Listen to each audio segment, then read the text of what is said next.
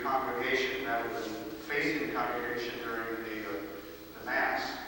And that is what inspired bringing the altar forward this much. And then the idea of trying to establish a direct rapport between the celebrants and the congregation led us to put the pulpit, I turned this far forward.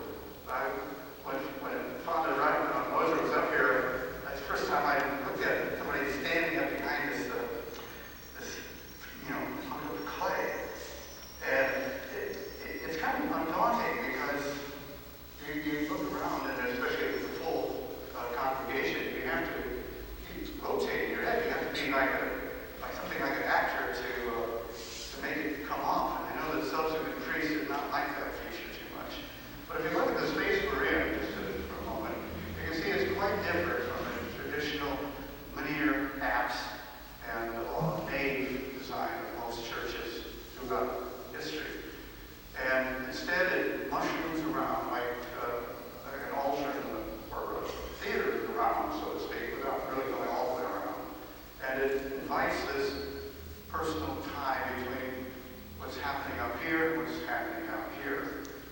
The actual positioning of the pieces came about through a wonderful session that I had with Father Ricius in my studio, which is very small actually. But we went through the stages of the Mass, and at each moment we would put boxes on the floor to suggest where the altar might be, where the lectern might be, or the tabernacle, and so forth.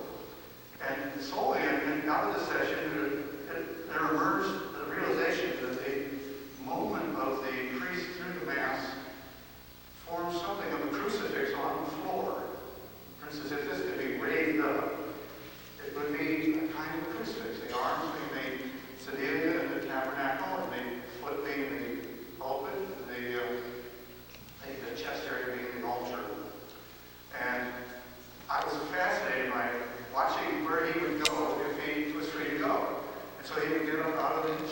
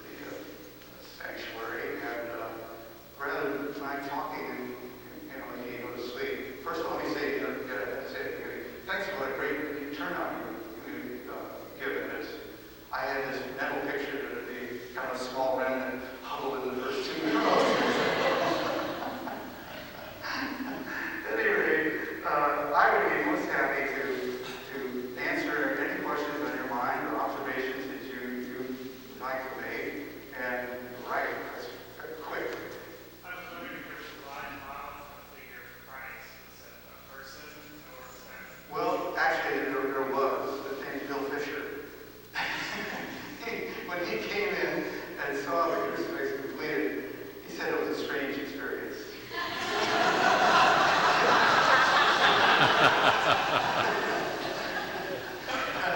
I don't know why I feel hesitant to say it, but yes, there was an actual crucifix. Oh, yeah, here. Well, I've often looked at up there, and Christ is all sliced up. I mean, I don't know. Did it have to be pieces to get up there or something? Oh, well, good question. When you're in a field, like my field has essentially been ceramic sculpture, you take certain things for granted. And one of the most basic for granted is how big is your kiln? How big can you fit a piece into the oven, so to speak, without cutting it up? Well, I built a big kiln that I could stand up in and not knock myself out like at the arch. And yet it still could only take a section that's so big a body. So it was cut into those sections in order to fire it. But on a second note, it was much more safe and safe to install it in sections of that sort. You can only lift so much clay up in one piece and not have problems. So the section lines I look at as inevitable as, say, a Greek column being in sections, because they didn't have the technology to put it together in bigger sections. And if you really look at a Greek column or temple, if you see the whole temple, it gains a certain beat, like music has a certain rhythm with those section lines. I'm not such an old esthetician in this regard. I almost lament reinforced concrete, which makes joints almost unnecessary now. But even so, you have joints in concrete buildings, and I always appreciate that sense of structure that comes from pieces fitting together that are one big form poured in one piece. Does that kind of answer your question? May not change your aesthetic. I mean, you may feel that the sections are distracting. I don't know. I've just come to the mindset. For instance, the altar.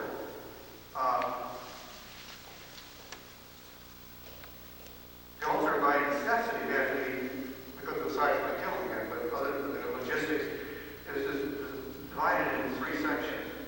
And the center section, I think, is what inspired the view of the man of God. By the way, while I'm up here walking down these steps, let me give you a brief description of the mass as I envisioned it happening. And Dick George, if he were here, would think that corroborate that. The idea of the mound was to have the congregation come up the mount on this diagonal incline and come to the altar here, and actually have your toes on the altar flange here. Receive the host, and then come directly down the central steps to the central aisle. And I only saw this put into practice once, and it was better than my vision. That event was a children's mass very shortly after work was complete. So there must have been 100 kids, maybe more, who were making a lot of noise, which is great. And they kind of came up around like little animals, you know, they kind of crawled up the mound and they sat and hunched down. And the priest did this. He came from behind the altar, and he went to each child, bent over, and he made the whole round, accommodating where they were, rather than asking them to come where he was. And I thought that was the greatest mass of all. I really thought that was the best being done. But I've never been able to convince any of the priests who follow Father Ricius that this is the way it might be. Al, we got to talk after this talk. Now, some more questions. Yep. The clay between the cross and the wall always reminds me of a sheepskin. Is that how you intended it, or is it intended as a mountain? That's a great idea. I've never had sheepskin. As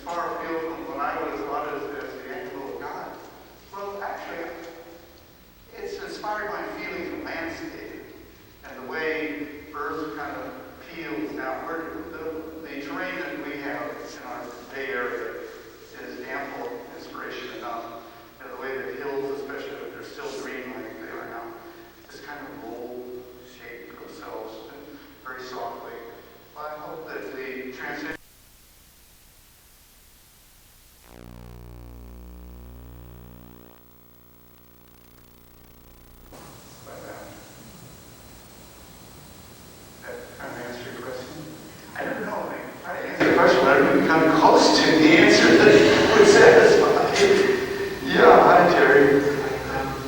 The animal you're talking about, people notice that there's a smile in the animal. There's another first. Well, I'm glad it's not a grimace. Yeah, you write this in. That's your smile. Yeah, that was not intentional. No, I can't take credit for that either. But you know, let me just make a general remark about the aesthetic transaction. You know, the people who make something, or the people like coal miners, they have little land around and they're digging into the vein or whatever. And that is brought up to the law of day. They're still in their mind eye down in the mine. The people who come by in the daylight see all kinds of things that you can see in the dark. So you don't really want the artist to tell what something means, because he only made it, he doesn't necessarily know what it meant. I can say this because I consider myself an artist. And I have been a very good explainer of a lot of what I've done. You can have a second track. A second comment about the bigger question.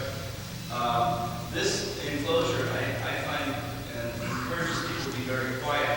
It seems to absorb sound or something. But the faces are very quiet. It's silent. It exudes silence. Do you agree?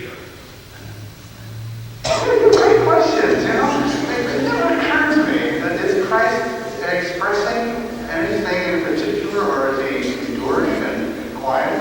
I say basically it's very quiet.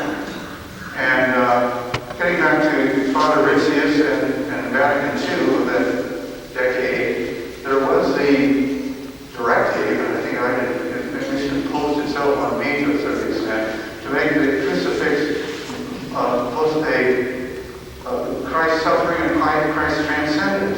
Somehow in one figure be able to express that gamut of emotion and reality.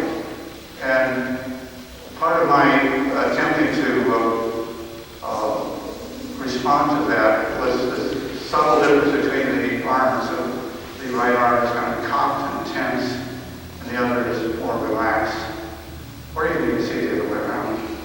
And getting back to the response to the art, everyone's response is true to themselves. If you don't necessarily want to go around finding out what the official response to art should be, you must trust your own response. And it may change over the years as everybody changes in their perception. So the idea of creating a little work out of your own imagination, I think is an important thing to consider. Those who really the fact. I don't know if a more tactful way to say this, so I apologize, but why is he bald? By the way. Why is Christ bald?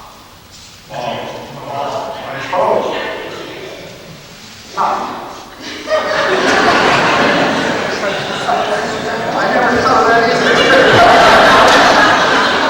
I wasn't bald then either, so I don't know. Actually, look at it this way. It's hair and flesh in this treatment are unified. There isn't a demarcation between the skin and the fur. So I would say he's not hairless, but he's not flaunting head hair. You know, his hair, you might want to see it. Not there, you don't want to see it. Yeah. It seems to me he's at least ascending or controlling. Yeah, can you all hear that? Yeah. To this gentleman's, perception, the figure of Christ is floating, and rather than weighted. That means a different word, though. What's that? Ascending. Oh, so, yeah, ascending rather than being nailed, literally to the. Well, one of my visions for this sculpture, I'll confess, I do have my own, and we're willing to share some of Christ is upon a giant kite, which isn't spelled out by tissue paper and bamboo, but nevertheless the proportion of the background form is kite-like, and kites, of course, have the implication of soaring, being lifted by the winds. Yeah. How did you locate the cross at that particular spot as opposed to? Well, this is interesting. You raised this question because it became very important once I got the objects positioned here to position Christ so that there's a tension and interaction between the vertical and horizontal floor. And I made a giant, full-scale mock-up of the crucifix out of bamboo and butcher paper. And my friend Mel Henderson, a colleague of mine, would stand up there with the bamboo kite form, and he'd walk back and forth, positioning. And I'd be standing here in various places, and then suddenly a little bell went off, and I said, "That's it." So we marked it. That's it. Then later we analyzed why it might have been it. And if you take the diagonals of the wall downward through the surface of the floor and imagine them intersecting somewhere deep down in the earth, and then run a vertical from that intersection, the crucifix is on that line. That's all kind of either here and there. I mean, I shared you kind of a private venture I had with geometry, so to speak, and it was very satisfying to see that there was an actual theoretical or geometrical confirmation of what the eye was arriving at when someone too close. Yeah. The processes of making these objects and construction of the church, where were they in time? You mentioned, how was this church completed and then you... Oh, yeah. Good question. It was neck and neck, actually, being completed too fast. The walls were up, floor was nothing but dirt and gravel. There was nothing here. And that was ideal because they had to make a decision. You can't go church or build it anywhere without a floor on it. So we were given kind of a grace period to come up with the design before it was impacting their construction schedule. And if it had been different, it might have been eliminated because wheels of progress go on. It did affect, and it did have the proposal that I made for a baptistry over in this far corner. The idea of baptistry was going to be, instead of a mound, it was going to be a slight depression, like a little pool. And it didn't get accepted because we ran out of time. The floor was already poured before the design was ready. So you have all kinds of glitches or lost opportunities that happen in the interplay between architecture and art. Do you want to come to that when you have the color of the walls and the texture of the walls, while you're making these objects, were you responding? Oh yeah, very definitely. Hey, you all here, I know the acoustics are sometimes hard to come by favorable ones. The question is, were we aware of such things as the texture, the color of the concrete, and how did that, how did that affect our idea of impregnating the floor with black pigment to make it darker than the average concrete? Once you get inside a space, you understand it in a way you never understand it looking at plans or models.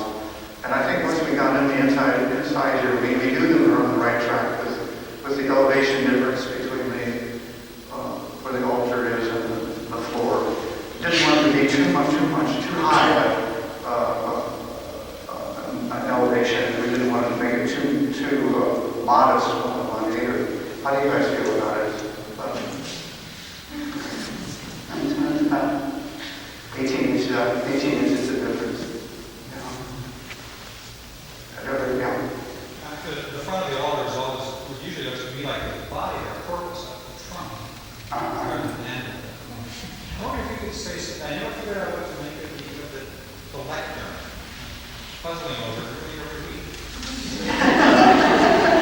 It's a successful art. The best part is you never can quite figure out what it's doing. If you can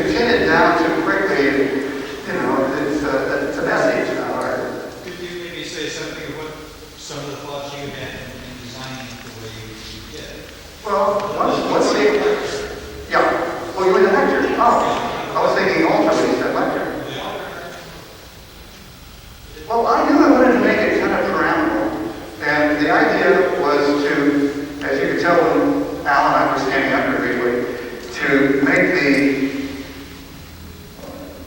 line, the diagonals of the form come up and intersect right about our head. Is that kind of working? If it's smaller, it might be a little more so. But there was the idea of having body and form of the lectern coexist, contribute to one another. I'm not an Egyptologist, and I wasn't trying to make a pyramid in the Egyptian sense. But wouldn't it be kind of nice if Pharaoh was buried at the top of the altar, the pyramid, the depths of it? Anyway, didn't mind going off the weird world tracks for a long time. Yeah. I was wondering about the source of the clay. Did it come from the Bay Area? Is there a particular source of the clay? Oh, that's an interesting question too.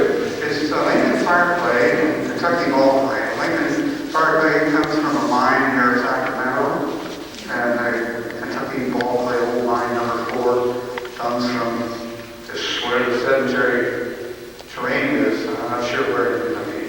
And so it's kind of the continent, a continent of clays. I sometimes feel guilty using up any of that material that's also finite. But then I think what the multinationals do with other materials that are not so prevalent, and I think, oh gosh, why should I get too refined in my thoughts on that? But it does come into my mind, they're using up natural resources, living waters. Yeah. Did the church come to you or was it a call? Yeah, I'm not trying to hear. Did the church come to me? Did the church speak you out? Well, they did. I don't quite, that's why Victoria said he did able to come with a video and answer the question. But as I was explaining that first anecdote, when they came to my studio, I wasn't really prepared for anything. They just wanted to see some of my work in progress. And instead they saw me. so we kept flooding it out in sub-zero weather, it felt like. But, I think there were 3 artists asked to be considered. Peter Volkus was my dear teacher who just died last year, was one of the artists, and I can't think of who the third one was. But at any rate, it didn't come for trying to get it. I mean, it's one of those rare moments when things kind of just happen all in your lap. Is the figure molded or is it sculpted? It's both. It's using a combination of body mold and modeling. One friend of mine stood underneath it, and he looked up at the feet. He said, "See, it looks like a little boy's feet." And I thought, yeah, that's great. I to express my feelings about Christ, I started with boy feet. There's something that really touched me about that. Very close. Is the corpus the image of the cross? No, they're fused together. And another one of my friends who came to look at it with me called it a soft cross. It has, of course, it's hard as rock, but it has the look of being very soft, like a pillow. So that feeling plus the kite-like shape, I think maybe is what gives it the soaring effect. Did you want to add something more? I guess it was a question about how the whole thing was like an archaeological dig of the church, and that it was uncovered and the church was pulled down. Well, that's a wonderful thought. But they've done so many excavations of foundations of Gothic churches and found that they're built over springs, for instance, or kind of aligned with certain magnetic poles. And if you had that feeling here, I'd say I've achieved something really worth trying to express. The one way I tried to express the equipping of the work to the earth was by setting each of these objects into the floor. They're in niches that are about 4 or 5 inches deep. So instead of being an object that could be slid around, they are there locked in place.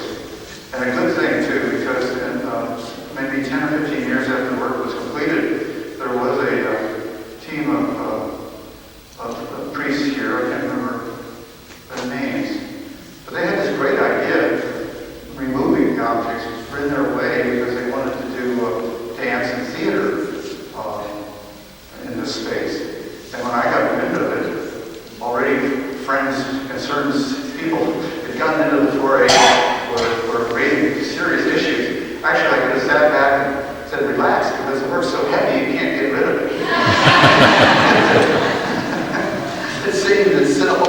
But interestingly, other groups like Carla Sola at GTU, PSR, has created some wonderful dances using the liturgical objects as elements in the dance. I saw them do that once. It was quite striking.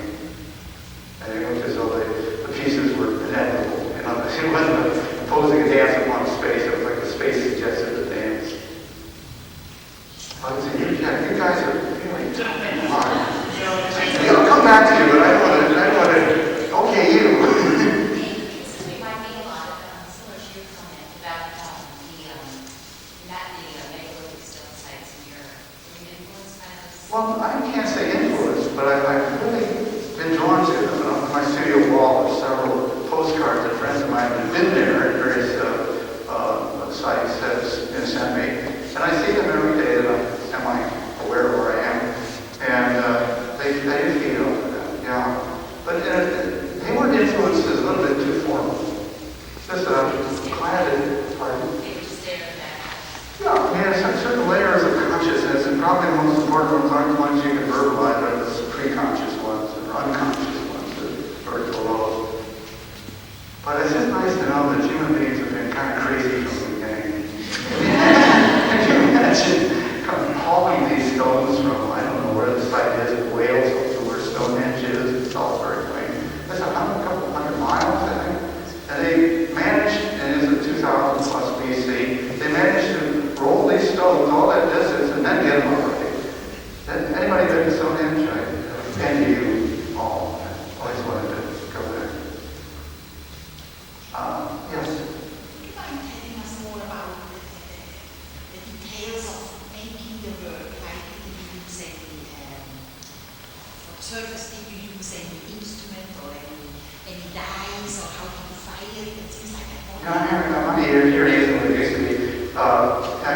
You want me to say a little bit about the making of the work? Would you mind telling us more in detail how you have made it? You know, How did the you work use is any made. pigments, as an example, pigments, or how did you fire it? Or did you Oh, use all your one part of it hands? wants to the how it was done. Yeah, I'll try not to be boring. You know, whenever you get into a how to do situation, it can end up sounding like shop talk to most people, and I'd like to avoid that. But clay, you know, is an incredible material. Of course, most of the earth isn't made of some form of clay or another. It's sedentary particles, and it has an incredible shrinkage rate. The clays that I use shrink from 10% to 13 or 14% even, depending on how moist they were to begin with. And you have to allow for that. You have to, and for me it was a great challenge to make the work fit the niche. Because once the niche had been poured, it was all on my shoulders to make it fit. And so I did a lot of, I'm not a mathematical type, but I did a lot of percentage studies and figured out how much bigger they would have to be made in order to shrink down and fit. And then as far as tools go, the best tools for clay are the simplest tools. Your body, you sit on something. I think sedanity over here is made by sitting in the damn clay. I didn't learn that from any how to do it book. It was just the obvious. And the priests of Father is a generation where, obviously they didn't want to sit on a cold seat. So they had get this, a chartreuse Naga cushion made.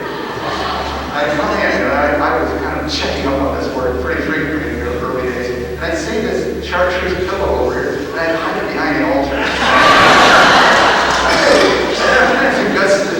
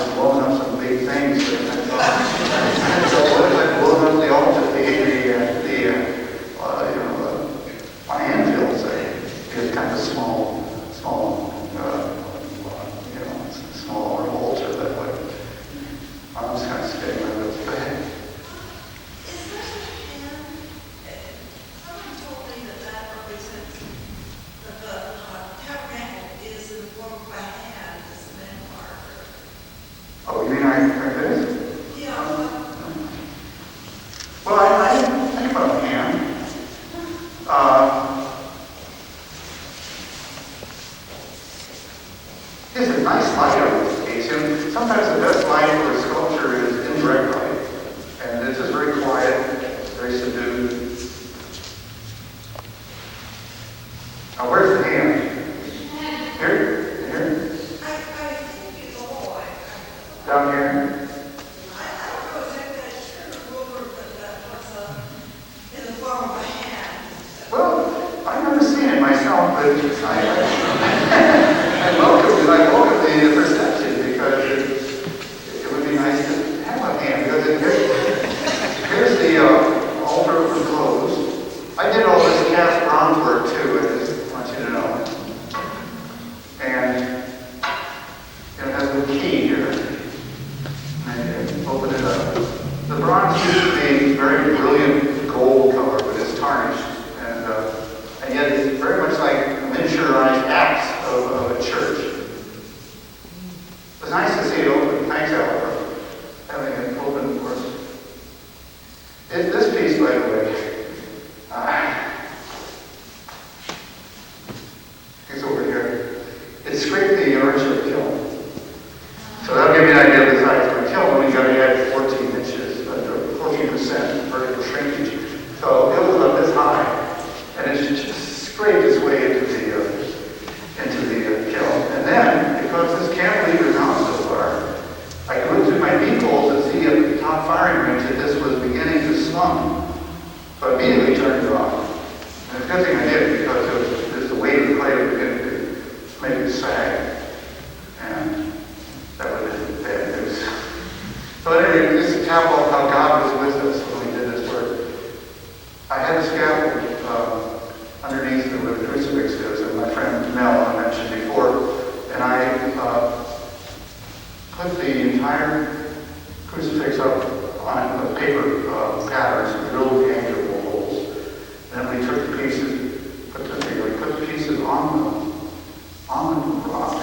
rods, and then we had to take them all off again to put epoxy resin at that time, which was a very crude material. You couldn't just have sealant, it was two-part epoxy. And so at one moment during this process, we looked at the top of the scaffold, and there was so much weight on it from these pieces, it looked like a banana. It was sagging so radically, I think if we added another 10 pounds, it would have collapsed. But we were so engrossed in doing what we were doing, we didn't see it until this last moment. We unloaded the scaffold, things like that. You know there's a God. Are you with that? Yes. Is there any symbolic reason for the direction in which the altar area is located? I mean, like this is facing toward the west. Well, here's where deStaebler, the architect, some revelation. I don't know. I mean, traditionally, churches are oriented east-west. And this is an east-west axis, I mean, at least roughly, isn't it? College, yes, this will be facing west. Yeah, that's to the west. But I mean, is that reversing? Let's see. I should know from chart. I thought they were north, south. I think you enter churches from the east, don't you? East is usually the absence. The west. The west are the main doors of the back of the day, east is the absence. Oh, okay. The sun rises in the east, and that's where the altar. Okay, glad we have people who know what they're talking about. But I think this is an important question. And now geomancy has become quite an interesting field. The analysis of lines of force that have had a strong effect on the minds of people. I'm not a student of it, so I can't speak at all about it knowledgeably. But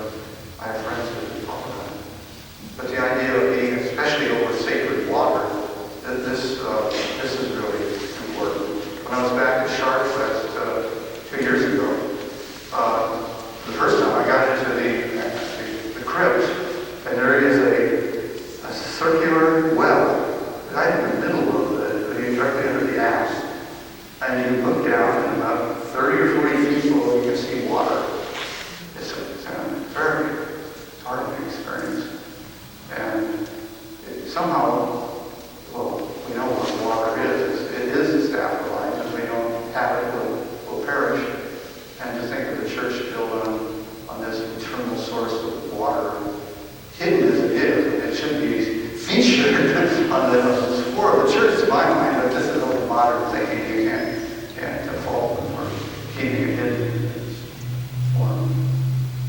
Does that kind of answer your question? Yes, that's good. Positioning of the church. Thank you. Yes. Were you at all conscious of making the tabernacle resemble a tomb? I guess, since part of Christian symbolism is Christ in the tomb, and then the stone being rolled away and emerging. Well, good. See, here's another case where, to me, the tabernacle has been the apse of the church miniaturized. You have it to the tomb. Now, that's slightly different shape. When I served the Eucharist, I put the host away, and I was putting Christ back in the tomb and closing the doors and waiting. Well, I like that myself very much. No. See, it's a perfect example. Don't expect too much from the artist. Yeah. Have you done other liturgical art that came to see you, or have you done some since? Or is this a unique experience? Well, this was a unique experience. Lucy. That takes a while. Now, this wasn't a unique experience. In fact, I've never had anything come close to it in breadth. I had something as intense. I'll mention it because a couple of my colleagues are here, especially, and that is the sculpture in the vestibule atrium, I guess would be the better word, of the GT library, just blocks away from here on the other side of the campus. And that sculpture came about something like this. I was making an image in my studio, and this was my size figure, but very asymmetrical, very different from a crucifix. And about midway through working on this piece, I realized this piece needs to go in the atrium of the GTU library. And so my friends Doug and Jane and Joe and others in the group started making this study of it. And again, we used the bamboo and put paper mock-up method, and we put it in the space of the atrium and found out where it worked, and it really did work. I mean, it's incredible how a piece will be out of focus, and it's in focus, and you know it's right. And so from then on, it was a question of helping other people have the experience of knowing that it was right. There's a lot of opposition to that, and the director of the library was especially opposed, and she made a passion plea to have nothing there. That's all it had always been. And I remember saying something seemed self-defeating for the project. I said, well, you're right. This space is beautiful. We really want to have an object in this place. But fortunately, I got off that hill, and the director seemed to back down. And we made the project work. And there was one moment where we constructed. We were trying to figure out exactly how high to make the sculpture emerge over the opening, the circular opening. And Doug was standing on one of the reference tables down below, and he was bracing the bamboo pole on his rib cage. And there was something that came out of that, trusting in Adam's rib. You see what the mind of artists Gee, did I have that? They were close to that. It went on for months, didn't it? And a new director came to.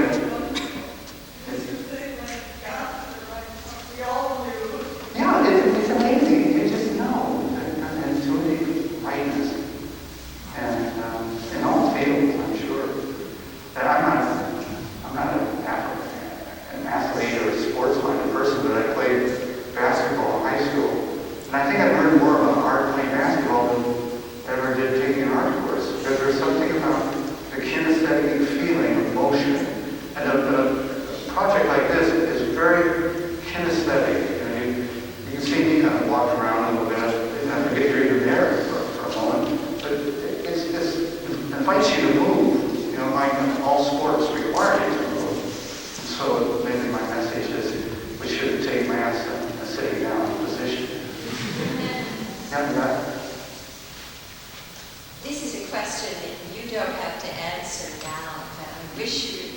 under your pillow and maybe sometimes suggest an answer to Father Al. I've always appreciated the very dynamic equilibrium among all the elements in the sanctuary and the relationship to the architecture. It's really quite marvelous. And it is just killed by that screen on which the images are projected at Mass. And if we could somehow find a way to locate the screen where it did not disturb this wonderful creation, I would be so grateful.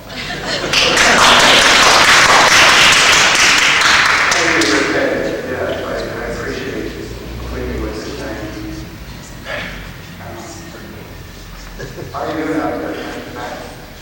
Yeah, I'm curious about the sequence in which you did the elements. Did you start with the altar and then the lectures? You mean in the study of the position of the... No, first of all, in how you were inspired, and then in the process in which you created it. Because I must admit that I suffer from finding the chair the most elegant piece. I feel very guilty about that. I don't think that's where my attention should go. I was wondering if the opulence and sort of imperial look, particularly with the column, was maybe a statement on tallness? Or... I have no quarrel with tallness. I'm only sorry that Father Vinicius isn't in the priesthood anymore, right? Because I meant to say he retired from the priesthood some years ago. But I think actually it was the Sedalia, the chair that I made first. I come to think of it. No, I fired it first. And in my own book, I could reconstruct it without any problem. I can't remember. I think the altar came next, actually. And then the altar and then the altar repose of the tabernacle and then the crucifix last. I can tell you another saved by the grace of God story. I should have remembered when we were talking about sections of the priesthood section. I was loading it by myself, which I usually did, and I had to climb inside the kiln to ease the torso section onto its shelves.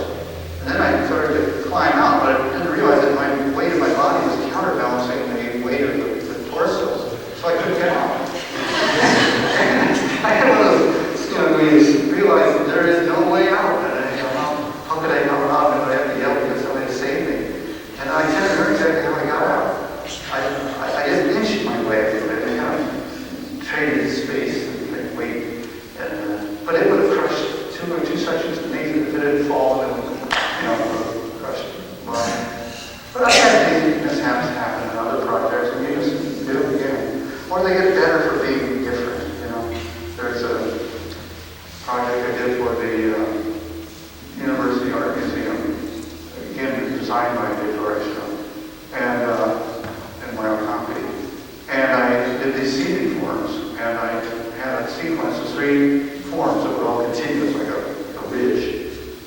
And I loaded one up to fire over a long weekend where I was going on a big serve. And I must have thought, well, I could get a little bit more gas going in there and not have a problem. So I cut down my hands and knees and eased the gas gauge up. Then about 2 minutes later, I heard this crash in the freeway. At least I thought it was. It was kind of a pop. I kept telling him, gee, what outside? I wasn't any crash out on the freeway. And then, of course, it dawned on me it was a sculpture that would collapse and exploded. But, this is a complete story. Because it was no longer there, the 2 outer pieces had to fit together with the break of rhythm. It was much better.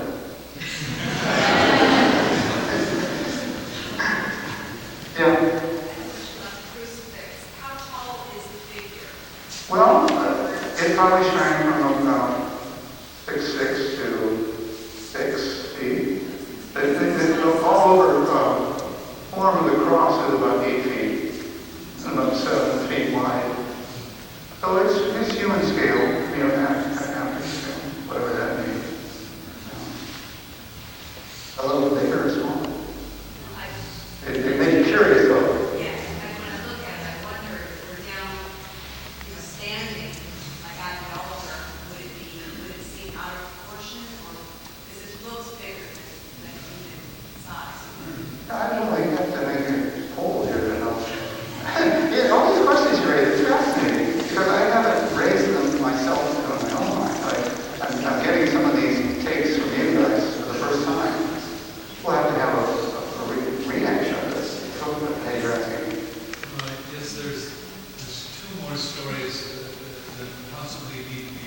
rest because you're actually here.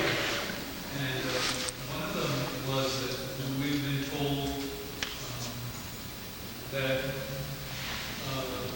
the figure was, in actual fact, the first figure, the human figure that you'd ever done. You were a land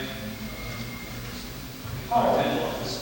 That's interesting. And you actually, this is the first human figure you ever did beat. Well, Was that true? maybe in commission, but certainly not in my studio work.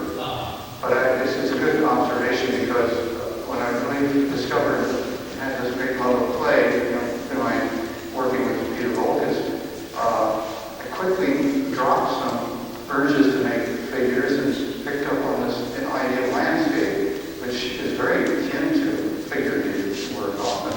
The landscape can often look like a figure. But the fact that I was struggling trying to make figures through the whole decade, and they didn't really emerge effectively until several years after this commission.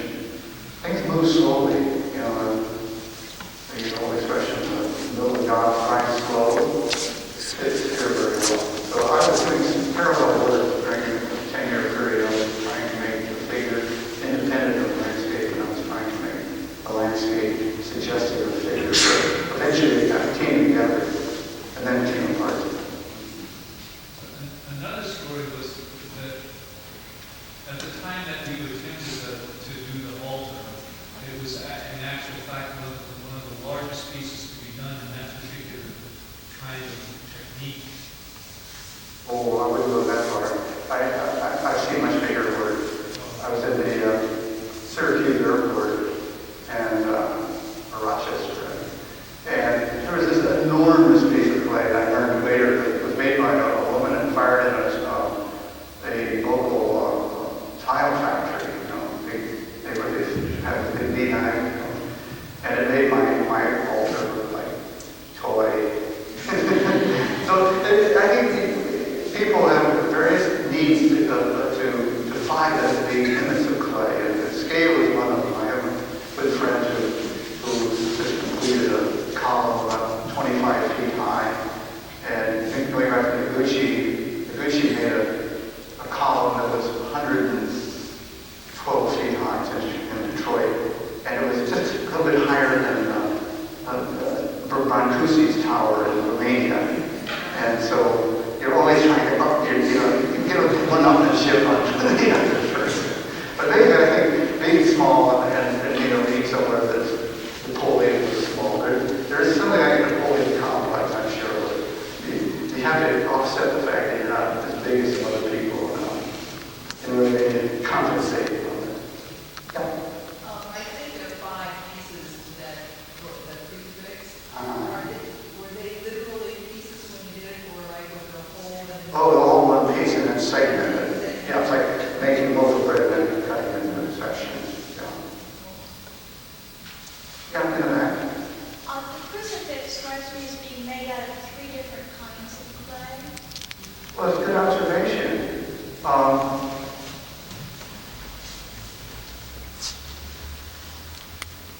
Actually, I think there's just 2 with colors. I haven't since then, used many different kinds of clay together.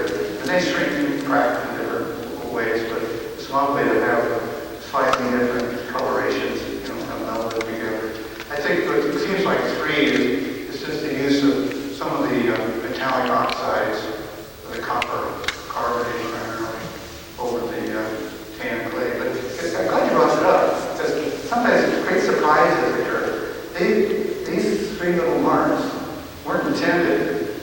They were part of the substructure made out of this clay without the copper coloring. This has the copper in it. And so when I finally finished it off and on, still didn't know that it was there until it was fired, because in the dry clay it looks the same. So I fired, there were the 3 little forms. Wow, what a great gift. Getting tired? Color variation, is there any sort of brush that you put on it after it's fired, or is it all done The first thing done all before, and it just from trial and error.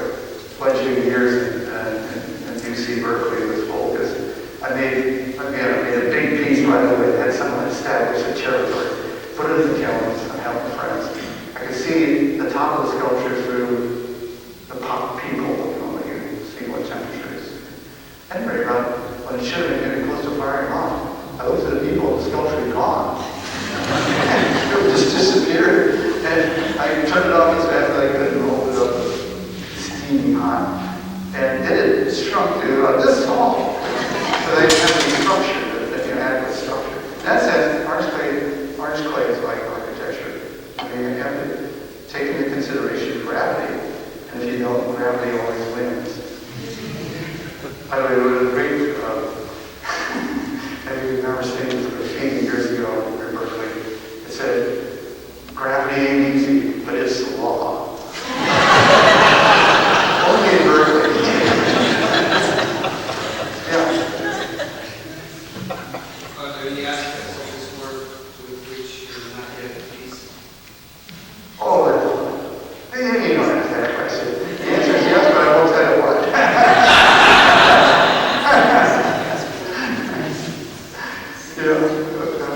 Is the altar hollow? I'm sorry. The altar hollow? Oh, yeah, they're all hollow. I should have made that clear when you asked the question about structure. They could be made solid, but it would be just a nightmare of cracking because just like a roast in the oven, the outer shell gets done much quicker than the inner meat. And so with clay, you're much better served to work in a slab manner. And I took that very seriously, and I standardized the slab webbing. For instance, for the altar, each section had exactly the same inner structure, so it would shrink the same rate. Some of the kind of head stuff that I, at the time, was very enthusiastic about. I think I'd drive me nuts now. Yeah. Well, they vary, but 2 inches, inch and 3/4, maybe. When I first got making clay sculpture, the slab half inch thick seemed big because the prevailing style at the time was, derivations from pottery. And what was great about being involved with clay at that time, it was 1960s, was there were so few people crazy enough to do it. Now they're all over the place. How much is the altar weight? I don't know. Again, I never got it on the scale, although the tabernacle was weighed, I think, weighed in at the moving people at 1,700 pounds, something like that.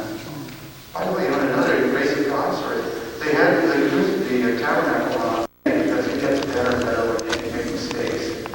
Some of the best work is the work that you discarded at the time because it didn't fulfill expectations, which you discovered later were rather silly expectations. And I had an architectural tree there, have not been carried that long, 6 years. And I certainly wasn't here in 1989, but relatively recently, these steel struts have been put in to live in the window up there. I guess that's because of the building code being upgraded for earthquake resistance. Yeah, that's an interesting history. I don't know very many of you were here, before the big earthquake of '89. But I think maybe farther around, I just was intrigued to find out how that ribbon window without the struts at the roof performed during the big earthquake. Well, it performed pretty well. I always thought the roof stayed up there. But they built those 2 buttresses outside in response to seismic studies that suggested this would be a good idea. And they modified the structure that holds up the ceiling. And this was a great sad loss. And I was talking with Father Moser about it. The original roof was supported on 4 pins. And it just hovered there with this glass and no space. And the ceiling just hovered. It was quite beautiful. And what has replaced it is this diagonal truss form, which you get past it. But when I first saw it, my first thing, there's an interesting story about those beams. There are 2 big main beams that they brought in by truck. I don't know how they ever got them on College Avenue, but they did it in the wee hours, a police escort. And they brought them along College Park, Double Park. And then they discovered that they should have come in the other direction. Yeah, it's one of those football things.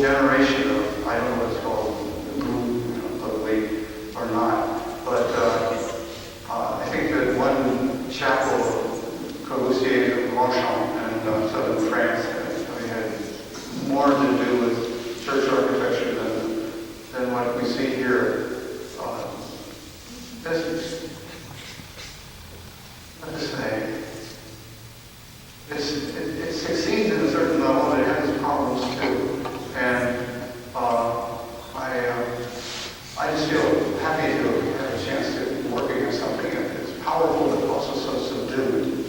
I'm not a fan of throwing flowers in space to make it happier. I think, in fact, this was a great gift you gave me, guys, to make the altar basically free of flowers and whatnot for the purpose of the talk. It's really nice for me to see the elements kind of in their own autonomous space and not in relationship to other objects.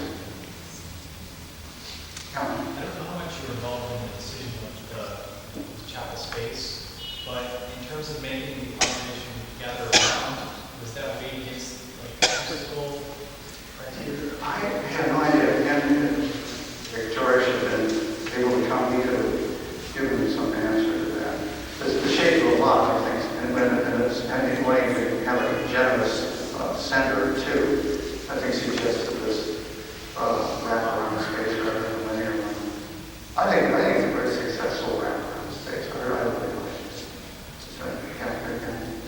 Somebody mentioned Berkeley. It reminds me of a story about the construction or design of the architect who appeared in the 80s one day when I was here, about the 80s and something like that, saying that one of the designs that was considered was rollers under the vertebrae of foundation, so that if there was an earthquake, it could go actually shift. Is there anything to that? I don't know, but I remember the Margaret Mars station that floats on like a concrete boat on the groundwater. It's weighted and stay in position, float with the water. I don't know how accurate the description is, but I think architecture in seismic, zones does a lot of that kind of sound thing. But I don't know about this building in particular. I don't remember any discussion of rollers or anything like that. But I think I'd be doubtful if it was.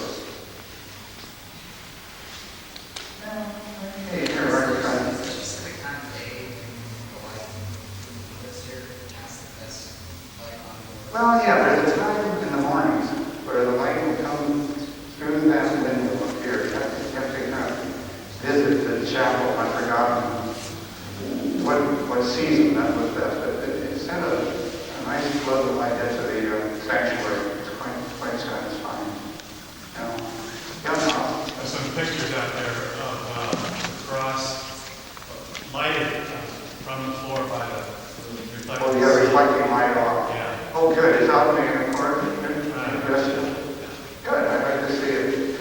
Architecture is such an interesting phenomenon because since the sun is moving through a different path constantly throughout the year, although it keeps repeating itself, it makes architectural space come alive and go dormant every day of the year.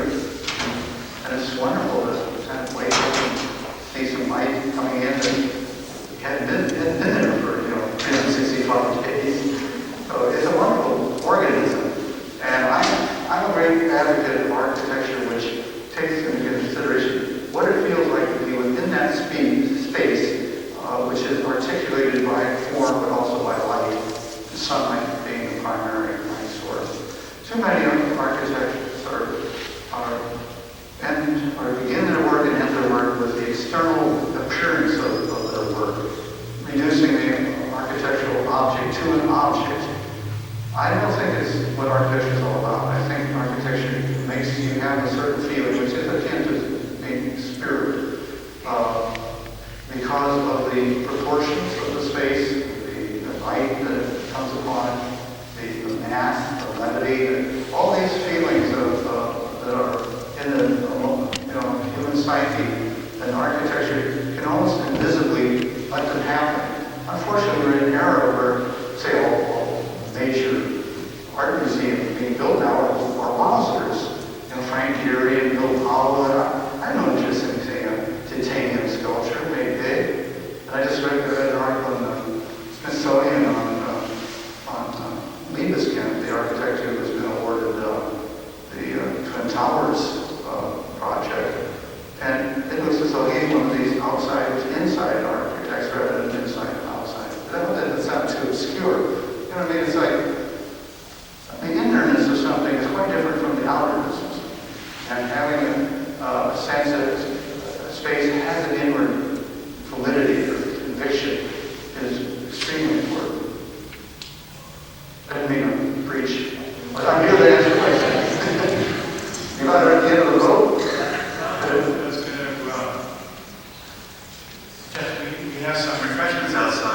So we could continue the conversation out there. But I would ask those of you who are parked in the middle of the parking lot to move so that people who do want to get out can get out, but right outside.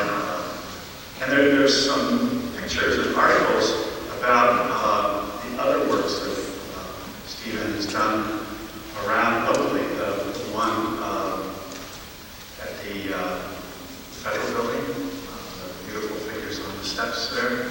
And then one at the Chiron Park, that's a picture in the lower right-hand corner. And then there's one picture from a show that was at the Museum of Modern Art. What was that, about 10 years ago? It was in that big rotunda, Museum of Modern Art, a show of her stuff.